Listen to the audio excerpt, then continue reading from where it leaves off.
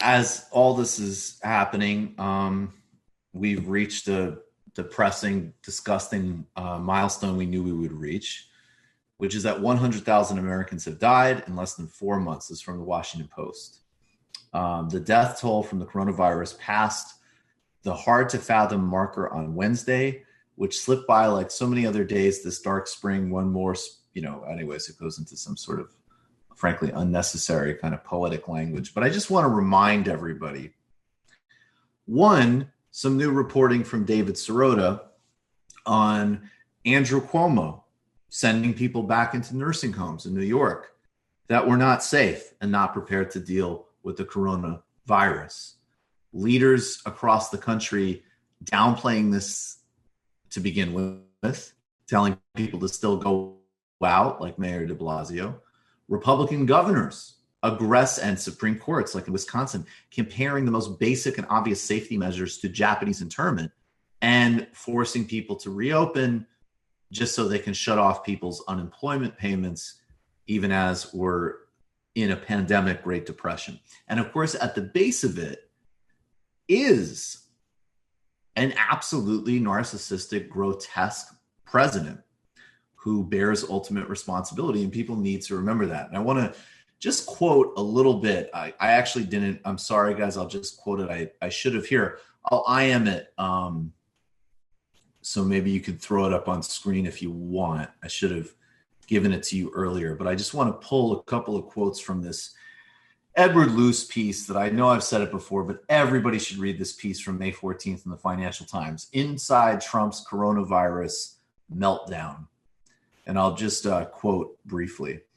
When the history is written of how America handled the global era's first real pandemic, March 6th will leap out of the timeline. That was the day that President Donald Trump visited the U.S. Centers for Disease Control and Prevention in Atlanta. His foray into the world's best disease research body was meant to showcase that America had everything under control. It came midway between the time he was still denying the coronavirus posed a threat and the moment, and he said he always known it could have ravaged America. Shortly before the CDC visit, Trump said, within a couple of days, the infections are going to go down close to zero.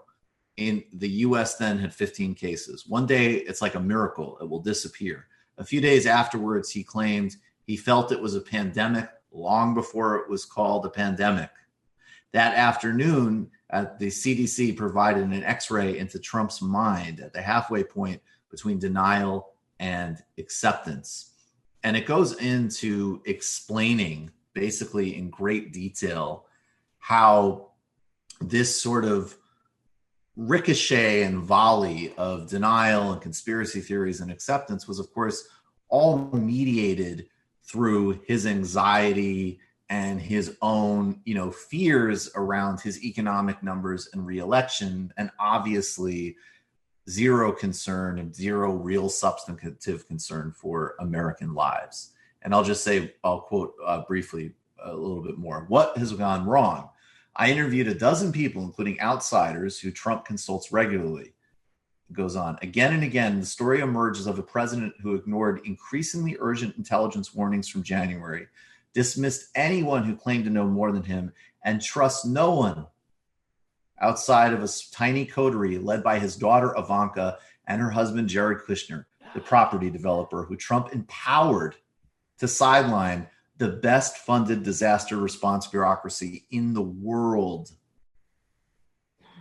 And this is, of course, all going back, as we always state, to dismantling of the pandemic preparedness section of the National Security Council in 2017. The psychology behind Trump's inaction on COVID-19 was on display that afternoon at the CDC. The unemployment number had come out this morning. The U.S. had added 273,000 jobs in February, bringing the jobless rate down to a near record low of 3.5%. Trump's reelection chances were looking 50-50 or better. Any signal that the U.S. was bracing for a pandemic, including taking actual steps to prepare for it, was discouraged. Jared Kushner had been arguing that testing too many people, ordering too many ventilators would spook the markets, and we shouldn't do it, says a Trump confidant who speaks to the president frequently. That advice worked far more powerfully on him than what the scientists were saying. He thinks they always exaggerate. 100,000 deaths. 100,000 deaths. It's getting to the point where, like, the best you can say about this administration is we haven't had a nuclear incident yet. Like, I'm imagining 3.5 years ago, a future me visited myself and I could ask him a few questions, be like, okay, does something happen with nuclear weapons? And well, he gets rid of the Iran deal, but okay, I guess we can deal with that. And then I get quiet when I ask, like, how about a pandemic? Does that happen? Because that's what, like, I remember thinking, like, when Trump won, like, what are the things that could happen that could make this really be a disaster as opposed to, a run-of-the-mill Republican disaster? And it's this sort of thing. He puts his dumbass son-in-law in charge of pandemic response. The 100-year pandemic. Yeah. I mean, it's unbelievable. I mean, in terms of nuclear war, I think one saving grace about Trump is that he's a coward. Like, he likes to tweet aggressive things, but he has very little appetite or attention for actual hot war. And I'm hoping that will keep them from doing anything too stupid with regards to China. Check out, I have, on Tuesday, TMBS, we actually did about 20-minute deep dive. No one has pulled out of more global arms control treaties than Donald Trump. Yeah, and selling arms around the world to everyone who wants to buy them just only adds fuel to the fire. Well, that's absolutely true. And look, the fact that the United States is the world's global leading, arms supplier is a structural problem and absolutely bipartisan effect of U.S. foreign policy. And we'll talk about a new arms sales package that's being prepped for Saudi Arabia in a minute. But specifically, George W. Bush pulled out of key arms control treaties, including Intercontinental Ballistic Missile Treaty. Trump just exceeded him, pulling out of the Open Skies Treaty, which emerged actually in 1991. It was sort of, my understanding, was the last major arms control treaty created by the United States and the Soviet Union right before it collapsed. It was a project that went back as an idea to the Eisenhower era, but was created by George Herbert Walker Bush and Mikhail Gorbachev, and basically allows surveillance across open skylanes. So, Russian planes can fly overhead, we can fly in Russian airspace and so on, and basically, verify that there aren't additional weapons developments. This is the new thing that they're stepping out of. And we also quoted, I do recommend people watch the TMBS episode on this, but there was a piece in Reuters where Trump's nuclear envoy said explicitly, we are prepared to spend Russia and China into an oblivion in a new arms race. So this stuff is right back on the table. And actually, this is another one that's very important. I mean, John Bolton, that, the resistance was so excited about, tweeted in praise of pulling out of Open Skies last week.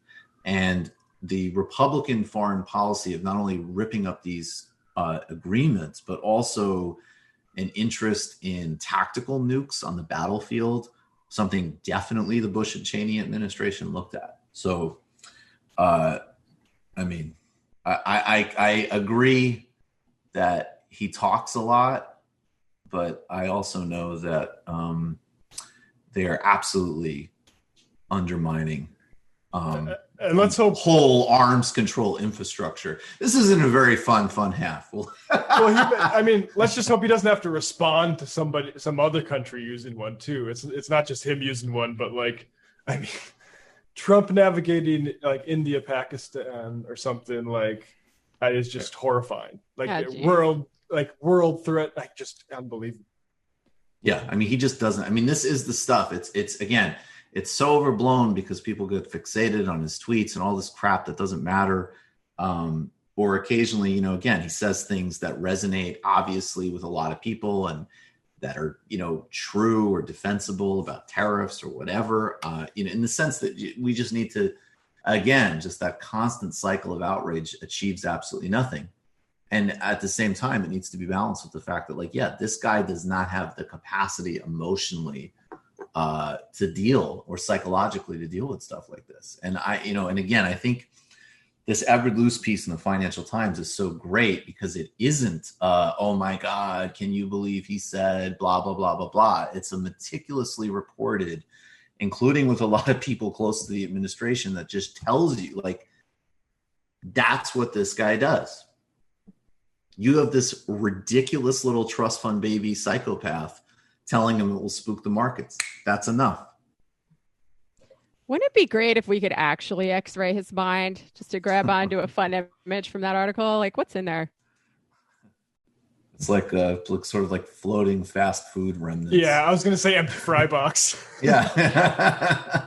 Like when you see inside Homer Simpson's mind and it's like a monkey on a bicycle. Right, exactly.